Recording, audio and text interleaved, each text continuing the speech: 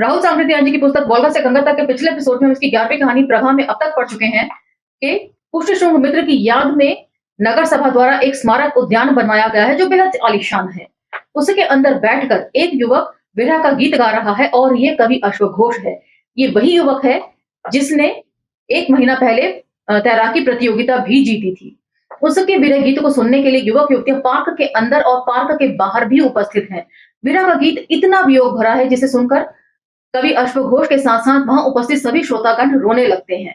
संस्कृत का ये गीत समाप्त होने के बाद अश्वघोष प्राकृत भाषा का भी एक गीत गाता है क्योंकि वह जानता है कि उसको सुनने वाले ज्यादातर प्राकृत प्रेमी हैं।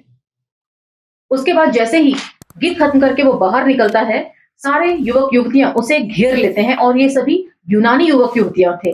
वे उससे आग्रह करते हैं कि वे उनके रंगशाला या नाट्यशाला तक चले और देखे कि वे किस तरह नाटक का मंचन करते हैं। अश्वघोष को बड़ी हैरानी होती है और वो कहता है कि उसने साकेत में रहकर भी इस तरह के नाटक के बारे में कभी कोई चर्चा नहीं सुनी। अंततः वो उनके रिक्वेस्ट पर उनके नाट्यशाला में जाता है, नाटक देखता है, उसे पसंद आता है और फिर वह एक सुझाव रखता है कि यवन नाटक के आधार पर ही वह एक संस्कृत नाटक भी का मंचन करना चाहता है जो उर्वशी वियोग के ऊपर आधारित होगा। और सब लोग उसकी बात मान लेते हैं और कहते हैं कि पुरूरवा का पार्ट जो है वो अश्वघोष अदा करेगा और उर्वशी का प्रभा अदा करेगी। एपिसोड हमने यहीं खत्म किया था और उसे वहीं से पिक करेंगे और इसके चौथे दृश्य की तरफ बढ़ेंगे। तो चलिए मेरे साथ।